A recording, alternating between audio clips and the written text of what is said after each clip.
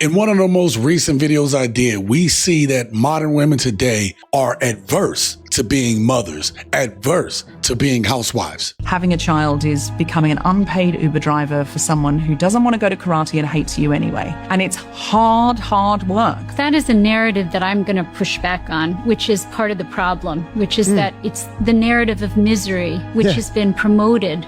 And it's not miserable to have children. It's joyful. It's the most incredible love you'll ever experience in your life, but it's also really hard. And just when I thought that all hope was gone, I heard Miss Maggie on a panel talking about how rewarding it is to be a mom on a panel full of effiness. As a woman with lived experience, who has been an executive, who has had the big bonuses and all of that, I promise you, working with my ex-husband to raise two boys that we are very proud of, one that's going to the Air Force, nothing will give you that fulfillment than being a mother. I'm telling you now, the acute accomplishments are great, but legacy trumps everything. Because here on this channel, we talk about purpose as men. And the reason we talk about purpose is because without it, it's like being a ship without a sail. And that's exactly what's happening with a lot of these modern women today. He told me that I have to start working because I spent $40,000 in 1 month. So why should I have to go and slave myself away? Baby, I'm not saying slave yourself away. I'm not saying a 40-hour-a-week job. Well, because you're getting expensive, baby. I get expensive? Yeah. Another week with that simp, I'll kill myself. A lot of women want to just spend money, but they don't want to contribute. They want to be taken care of, but they don't want to give anything other than, I'm just an arm girl. A lot of women have this delusion, this ego of self that's making them think that they're worth more than what they really are. So now I'm the bad guy because I don't want to get a 2 for $20 on a first date. Like, why would I want to go to Applebee's on a first date? I don't like going to franchises, especially not for no motherfucking first date. I don't care. I'm not saying we gotta go to Steak 48 or we gotta go to motherfucking Del Frisco's, but we're not going to Applebee's. I don't want a meal deal for a first date. I don't care. Y'all not gonna make me feel bad about that. It's funny to me, gents, how women who aren't paying for shit and don't contribute to nothing gonna tell you how you can spend your money. Like they're these perfect creatures that they don't have anything to work on. The truth of the matter is, gents, that a lot of these women don't meet the criteria to get the shit that they say that they want. Black women are the most single, and we have the biggest women, most overweight, most obese. Again, whether you want to use BMI or not, we can look with our 2 eyes. Y'all really gotta stop playing with us on that. This is like, no, Black women really aren't that big. No, yeah, you are. But until you fix the body, attitude, and mindset problem, you're not gonna fix the single problem. And today we're gonna talk about it. What up, gents? Welcome to TSG Uncut. I am your host, Shaun C. Now, I showed you those clips because I wanted to lay the foundation for what we're gonna talk about today. That's why the first clip that we're gonna look at is actually look back to the past and see how it predicted what we're seeing today, how we haven't learned a damn thing from what happened before. If anything, modern women have made relationships worse, not better. We're gonna also talk about how women mess up their chances to find their man. And of course, we're gonna finish off by talking about how men now have raised their standards and aren't putting up with what's going on with these women. Do me a favor, hit that like button. And with that being said, let's get started. Our Black women, who has been put in this role of aiding white America, white structure, and castrating the Black male, has continued doing this. She cannot live with us. It's not that we can't live with her. Well, why do you say that we are castrating you? You say that you want to be the leaders. Okay, well, what about the Black professional woman? Are you saying that there should be no Black professional woman? Are you trying to deny Black women the right to be creative, the right to function? We're not asking for you to take a back seat. We're saying that you have got to be astute enough and can view the situation well enough where you just automatically know what your role is and step back. And whenever you want to have that aggressive thing, this is the thing that the young Black man today is not going to tolerate. White America has used Black women to keep the Black male in his place. And you're still aiding him by saying, well, we are qualified, we want to work, we can help. Okay, how are you going to reprogram men so that they don't let us take over what's supposed to be their responsibility? I don't think you have to reprogram men. I think you have to reprogram women. No, you have to reprogram the man so that he will forcefully take what belongs to him, because you know women, as long as we can get, we gonna get. You don't want to live on the level of income that I can afford you and love me on the basis of that. You want to always be aspiring to have all those things that's a part of the great middle class white American society, and because I can't deliver these things to you, you say that you are not a man. I don't measure a man by how much money he can bring home. I measure a man by how he treats me. Every part of this conversation talks about what we see today. First, let's start off with how she talked about, or how they talked about the young black professional woman. What we're seeing today is that the young black professional woman would rather get her degrees, get her money, get put up, all these things that have to deal with finances, but when she goes to college, when she goes to school, she's not looking for a husband in that case. She is looking on how to advance herself. She's not looking on how to better her family or her community. There's a lot of selfishness in that, and that's kind of what the men were talking about in this too. So as we start to see these intersecting dynamics back then, we see that it's still relevant today. Not only do we see that it's still relevant today, but we see now, 60 years later, that it's gotten worse. But I'm responsible for my actions as a person. I'm not living anybody else's life. He didn't ask you who's responsible for holding you accountable. He said who's responsible for holding black women. Me. I am responsible for holding myself as a black woman. You're not a black woman. Black he said black women. It's not your job to prove women wrong. This is the issue that we have. We can't speak in general. We always make it about like us. It could be anything. Like, what do you think about cars? Well, I don't like cars. So when we try to talk about as a whole, it still goes back to like me. What one of us does, it affects us all. I don't know why we get like that doesn't exist. We get lumped in one group. We can't say, well, I don't qualify. I'm over here. Yeah. At the end of the day, they see us all. A lot of women don't even tell their friends that they wrong. We'll let her tell the whole story, and you know she wrong, and you won't say anything. And a lot of women can't, or they won't because they're afraid they'll get attacked. They'll get cursed out. They'll lose a friend over holding their friend accountable. This woman was talking about, me. And it's like, wait a minute. As long as you still have this melanin in your skin, they're gonna, whatever you do, whatever I do, they're gonna lump us all together. So who is gonna hold black women accountable?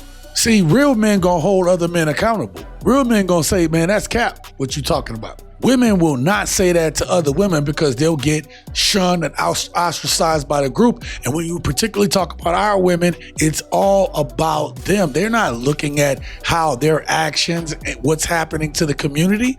Go back to that last clip. They sit there and say, well, what about us to be able to achieve these things? And since in the 60 years, since they've been achieving things, they've been putting down good black men while elevating Pookie, Ray Ray, Glocktavius, Felantonio. They get elevated. These are the guys that they're procreating with. So back to the original question, who is holding black women accountable? So me and my baby daddy arguing, he gonna say, I can see why you can't keep a nigga. You don't know how to be calm and just go with the flow and be understanding. You need somebody to match your crazy, and nobody has time for that. Now, it would be okay if like he was the only person that ever said that, but all of my serious relationships said that about me. Everyone keeps telling this woman the same thing. And you know why she doesn't listen? It's because there's this attitude of, can't nobody tell me nothing. You know, you ain't me, but only God can judge me. You just a hater, right? It's all this attitude. They cannot take instruction. And gents, anybody who you talk to who cannot take instruction is an ignorant, unlearned person. And you just stop dealing with them. Many women fall under this category right here, where people have tried to tell them the right thing, tried to give them instruction. I'm sure she's had men that have loved her that tried to give her instruction. That's how we show love as men. We're gonna try to tell you right. We're gonna try to make sure that you're the best version of you by giving you good advice. And women don't wanna hear it. So again, who is holding black women accountable? Because if she won't listen to the dudes who tried to tell her, what is her friends telling her? My freshman or sophomore year at FAMU, I had Dr. Hemingway. God rest his soul. Dr. Hemingway, okay? I know, and bless he told us, he said, ladies, when you in college, you need to find your husband. Yeah. And I had recently met Jared, and Jared was the first guy that I met that was taller than me. And so I was just like, oh. This is it. Yeah. He was funny. He made me laugh and all these things. So I was like, and after hearing Dr. Hemingway say that, I'm like, I need to be dating with intention. But you know what? Dr. Hemingway was on something because white women go to college to find a husband. And they get their MRS. Yeah. They get a ring by spring. Yeah. We don't. We come out with debt and degrees. And degrees. But no man. But I'm not gonna lie, the sweetest guys I've ever met I didn't like. Damn. Tookie just told me, my sister just told me, she was like, it's because you don't like a good guy. I don't think it's that. I just think the good guy isn't my type.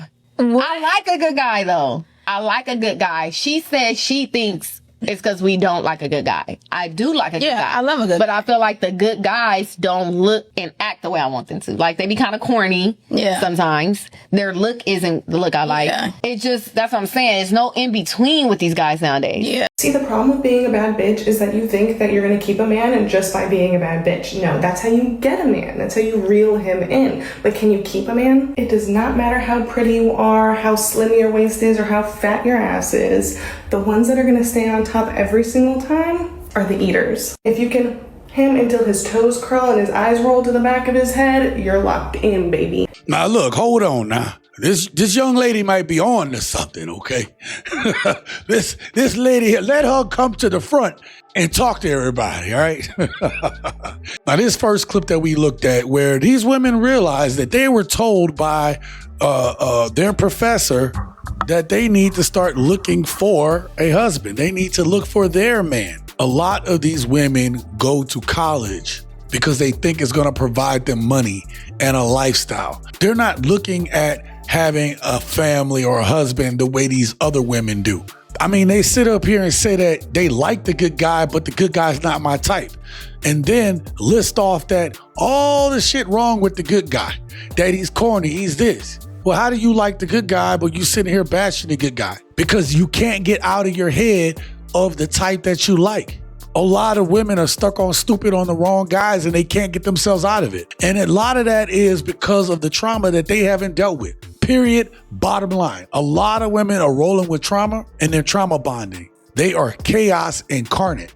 Because how can you ever get to the point where you start talking about, or we start talking about in our community about having families, about having relationships, when women don't even have enough peace within themselves to be able to bond with the good guys?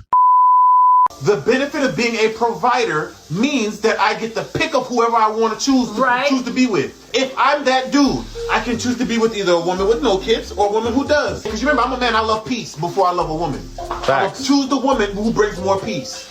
Her 5 kids with the extra baby daddies, Nope, that's with the no extra peace at baby all, daddies yeah. who are going to get upset if I whoop their kids. Now I gotta whoop them kids, I gotta whoop the daddy too. I'm gonna get a woman who ain't got none of that baggage. If I can, as the benefit of being a provider, I won't choose the woman with the kids if I don't have to, which I don't. These women will mess with the wrong dudes, all right? They don't have time for you if you're a good man or you're a man that is on your purpose. Yet, the dudes that they mess with leave them pregnant, pretty much ruin their life. They get 2, 3 of them. They collect them like they Pokemon. And then when there's none of them around, they want to circle back to the dudes that they should have talked to. And then they want you to provide like the dudes that should have, like the baby daddies that should have been there. This cycle is very toxic. What we need to do is we need to normalize when women ain't shit and they get with a good man. Call her ass out too. You understand what I'm saying? They haven't had a good man. Call her ass out too. Call her ass out too. So when they were having this conversation earlier and the men said, hey, you need to be more astute. You need to know what your role is. This is not about holding women back. This is about understanding that men and women are not the same. Men are still operating in their frame. As I continue to say, it is women who are doing things, acting in ways that women never did before.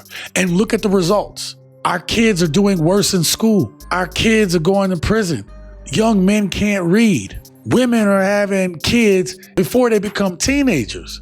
You have this cycle of oppression that is getting worse and worse. And how is that possible when we're supposed to be the most educated in society with all this technology? It don't make sense, does it? Gents, let me know what you thought about today's topics down in the comments below.